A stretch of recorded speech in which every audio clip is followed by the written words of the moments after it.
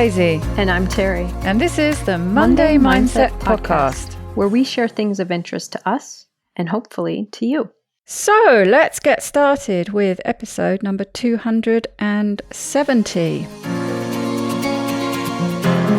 And this week we're just doing a quick summer roundup, catch up of things we've been doing, and also just to say that we are taking a little bit of time off, and we'll be running some repeats. So I just wanted to for us to record a quick episode to let people know that.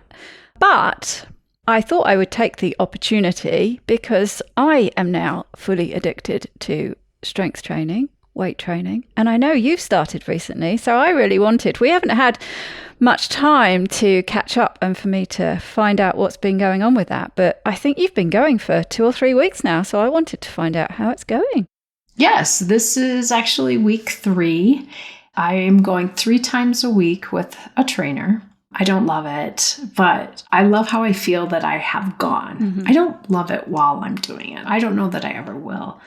I still have some shoulder issues from many years of frozen shoulder and then breaking my clavicle. And, I think you've been dealing with frozen shoulder or something pretty well all the time I've known you, actually. Yeah, since about 2019. Yeah. Most of it, yeah. But just in my daily life, I have pretty good mobility and not much pain. But of course, when we start doing things in the gym, and he's the person that I'm working with, I think is really working on increasing my range of motion and building and stretching the muscles that need to do something differently so that I have more. It's supposed to help. Someone was, Dr.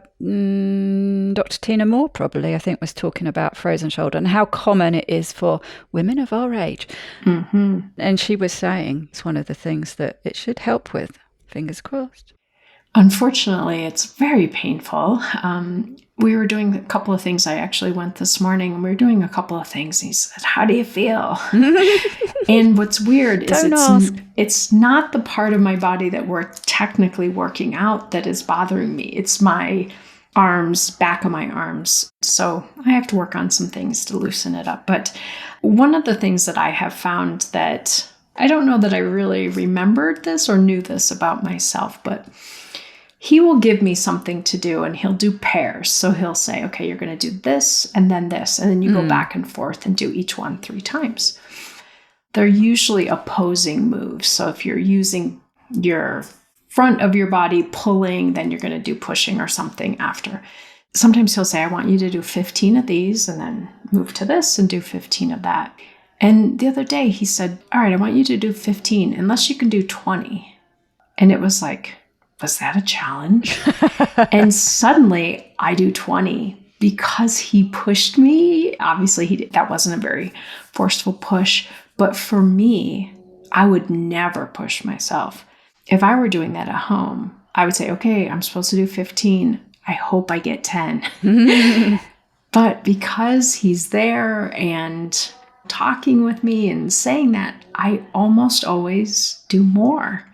So I know that that's really good for me and so much better than me trying to do it on my own. I really like it. I didn't get to go this Monday, so I'm a day behind so far this week. So hopefully I get to make that up with him. But the first week I was definitely feeling it. Like, our bed is kind of tall and I was like kind of tough to climb into bed at night. And I did groan a little bit each time. But recently that's improved. And we also went for what was for me a pretty challenging hike this weekend. And I feel like already with the biking I'm doing and now with this, I feel like I'm a little more fit. I can tolerate a little more. And I wear a heart rate monitor, so I'm, kind of watching. So yeah, it's been good. Like I said, week 3, I'm waiting until it gets snowy here and I have to get up in the morning and put on boots and get in the car and, all of that. But so far, it's been really good. Mm-hmm. Very exciting. Yeah. It's one of the things that I noticed early on was the strength. Well, I say early on, it probably took about a month before I really noticed. But particularly the improvement in leg strength just noticed it on things like just going upstairs, how much easier it was. Not that going upstairs was particularly difficult. Well, it wasn't difficult at all, but you just felt like it was no strain at all. You just fly up those stairs. There's a move I don't know if you do, called a split squat. It's basically the easiest form of, instead of doing, forward or backward lunges where the knee goes to the floor, they have you do a split squat to sort of get used to the movement. And when I started doing it, I could get down all right, but there was no chance of me getting back up. So I had that knee that was touching the floor, had to go on blocks to start with.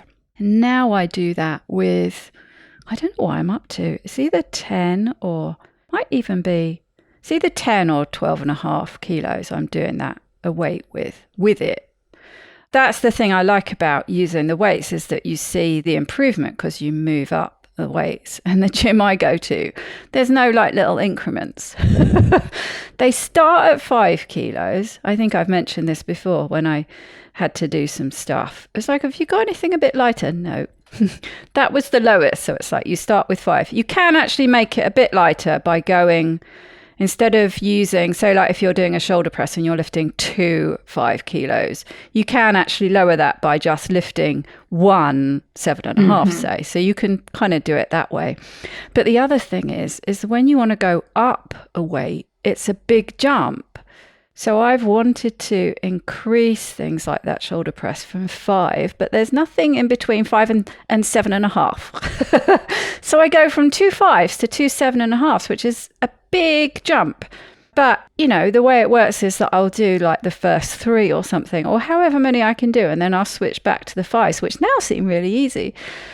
So it's fun when you're using weights, because you can see anything that you can use where you can measure it. You can see the improvement, whether you're like, I'm lowering the bar with my press ups and things like that. But that is the thing I noticed, is those big leg muscles and the strength in those. And I think it was Dr. von der Wright was talking about focus on the muscles below your belly button. Those really big ones are the important ones, that, not that the other ones aren't, but they're the ones that make a big difference. And I know you've mentioned that before with doing things like squats.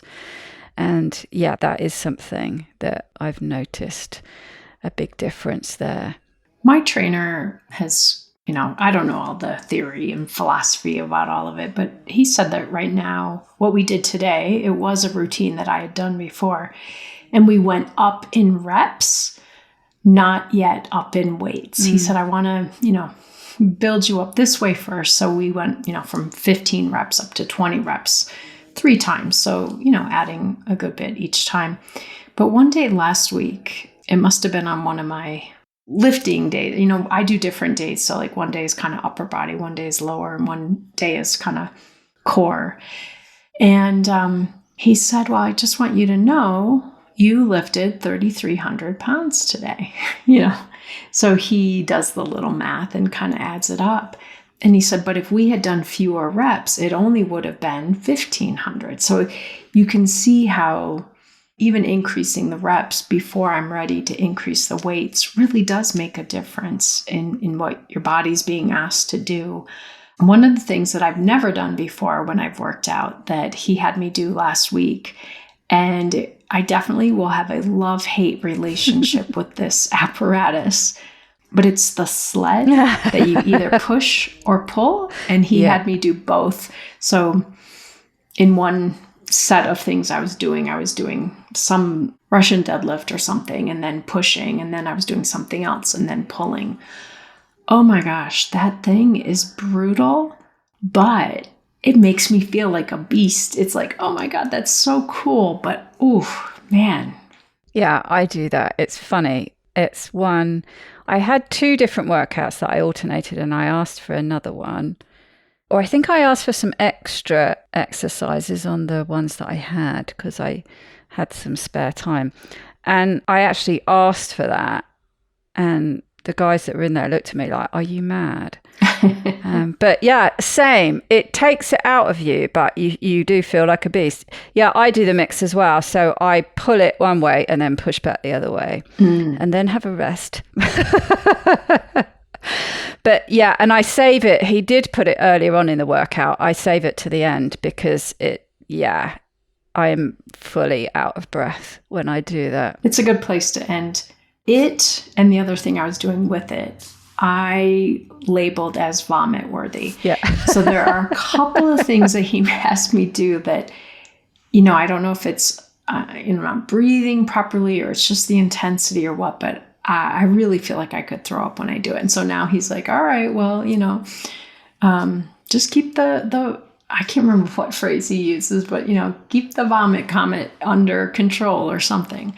Yeah. So that was definitely, I know he'll bring it out again and have me do it again, but that was the first time I've ever used one of the sleds. And I thought that was, like I said, it was fun, but oof, that was tough. I certainly felt like I had accomplished something after doing that. Yeah, I think that's the good thing about it. The other one that I've been eyeing other people with some envy is the trap bar deadlift, which I think they start you on dumbbells, like Romanian deadlift, where you're doing it with dumbbells, and then the trap bar is sort of a bit easier than a barbell. It's like a hexagonal shape and you stand in the middle of it and you lift it. It's like, everyone else is doing that. I want to have a go on that. I want to do that. So he started me on, I think it was 2 lots of 5 when I first did it. And then the next time I did it, he just left the weights on that someone else had been using, which was like twice as much. He said, oh yeah, just give that a go.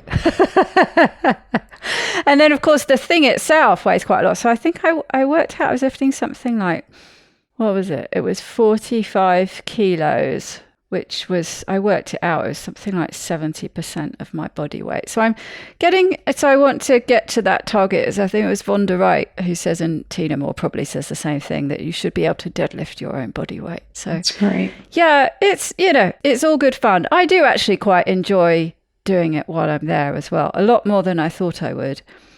So yeah, that's the thing that's come as a surprise for me, that I actually quite enjoy doing it. And because I have this, it's a small group thing, so I don't have someone standing there watching me all the time. So it's me who sort of increases the weights. He had me at higher reps until my body knew what it was doing with the moves, I guess. But it's me who's been like sneaking up the weights. The problem for me, if I didn't have a designated workout and probably someone watching me, there's an airplane going over right now, there are certain things I would just never do.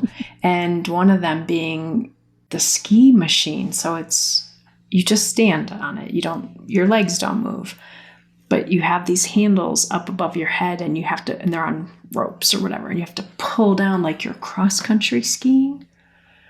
Oh my gosh. And right now what he has me do is you have to do 10 calories on the skier, and then go do the other thing, then go back on the skier for 10 calories. So, 30 calories on the skier. But it's like, oh my gosh, I hate that machine. It's not even a love-hate relationship. It is just a hate relationship.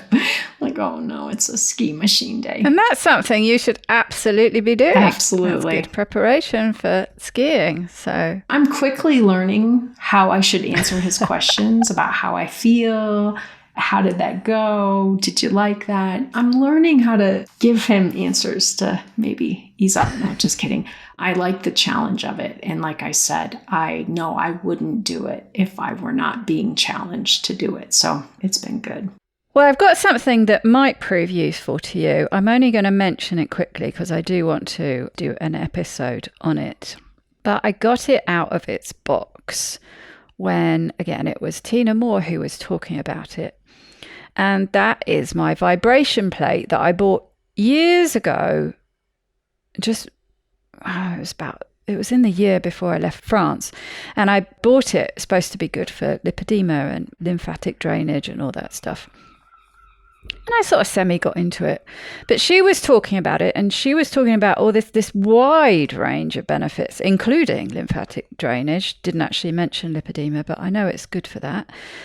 But it's supposed to be good for all sorts of things. And one of the things that she mentioned, which is what made me think of it, was that she has chronic pain her spine, something or other nearly fused a little while back, and she has episodes where she can hardly move. And she was talking to a guy who knows an awful lot about vibration plates. That's his work, basically. He works with people using them. And she was talking about, now what did she call it? I can't remember, but I will look it up when I do the episode on it. And the other thing that I thought would be useful is because I did dig it out of my storage room and have been using it every day. So by the time I do the episode, I'll be able to sort of give you some feedback on it. But she was saying that it was really good for just sort of loosening her body up and easing her pain.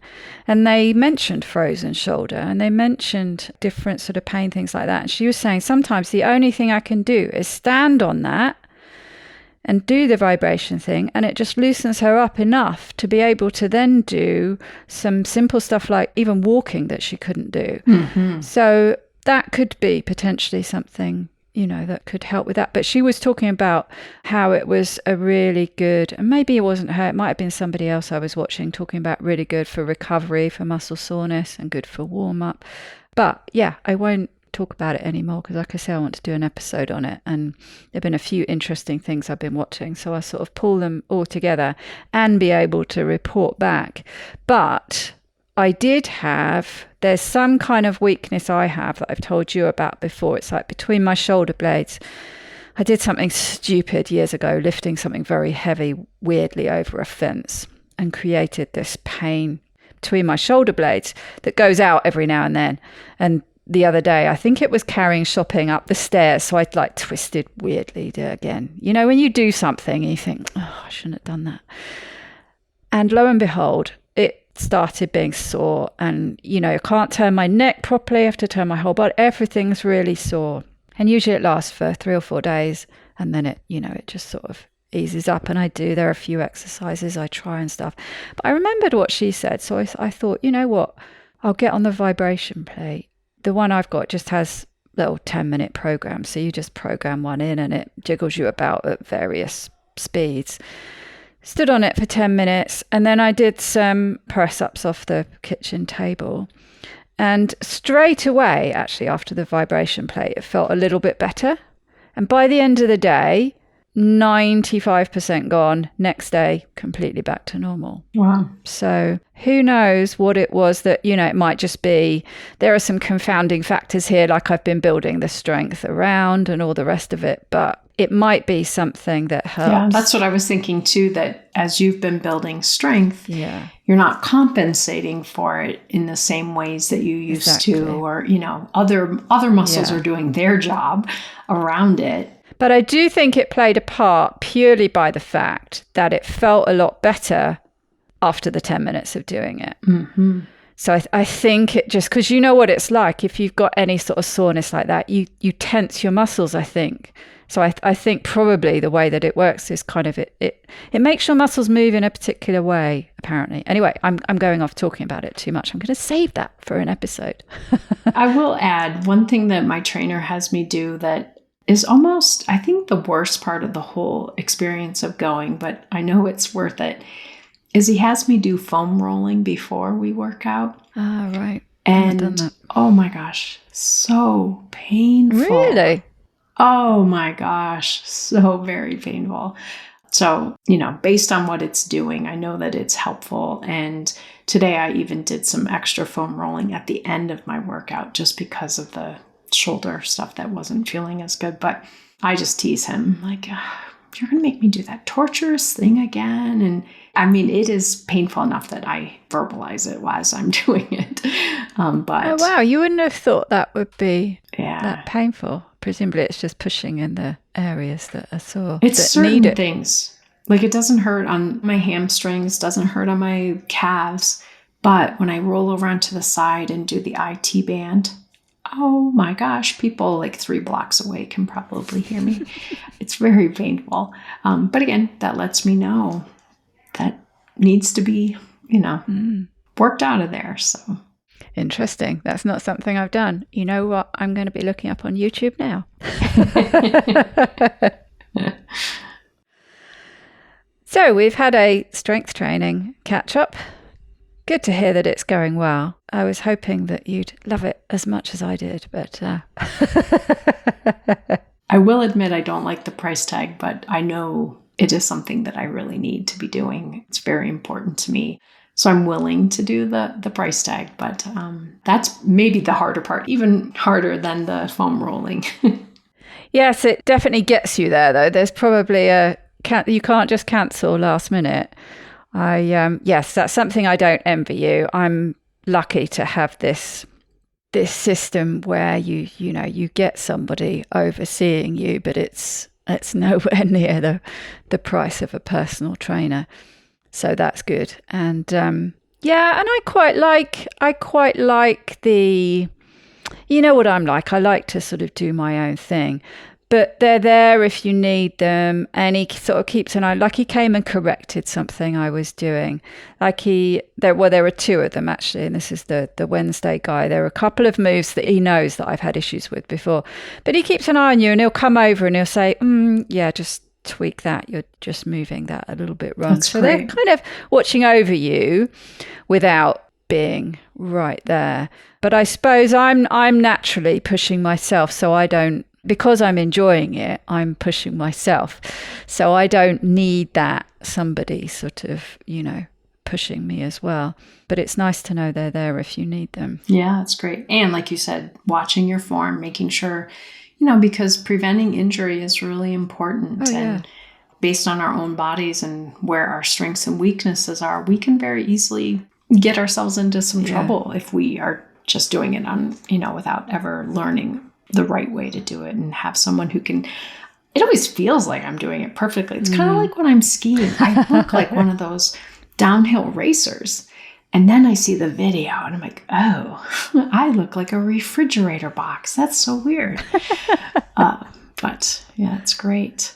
Now, and I think especially when you're doing free weights type stuff, I was chatting to the guy who owns it the other day saying, there's another new gym that's opened up locally, and I was asking him if he'd checked it out. And I was saying that the thing with most of these gyms is that they're, most of the stuff in there are the machines.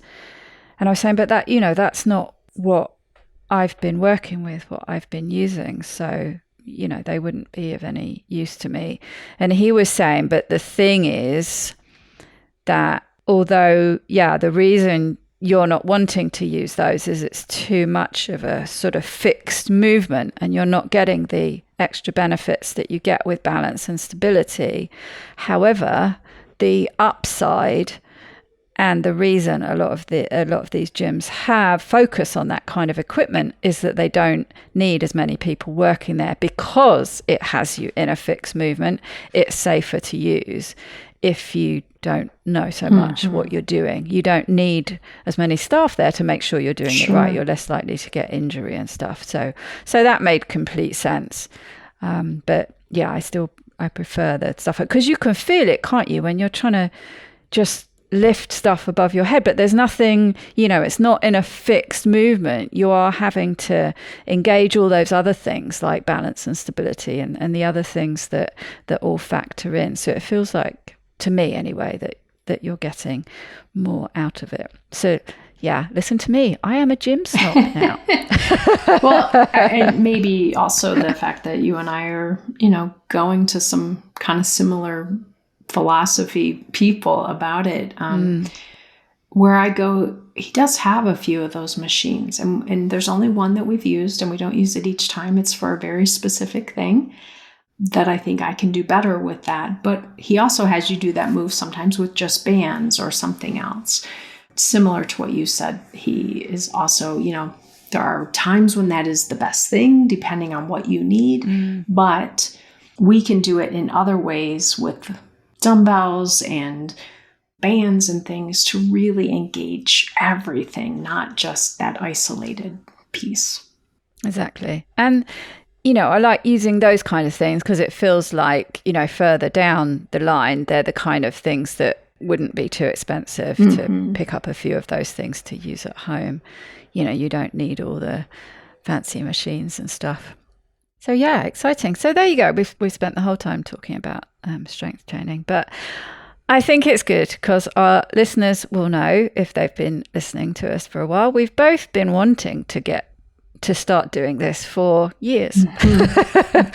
So it's great that we're actually finally doing it. Well done, us. Yes, and well done you for leading us there. I know we live thousands of miles away, but you're moving forward and doing it and talking about it, sharing it with me really motivated me to take that step. So I really appreciate your forging ahead with this because it really pushed me to do it as well.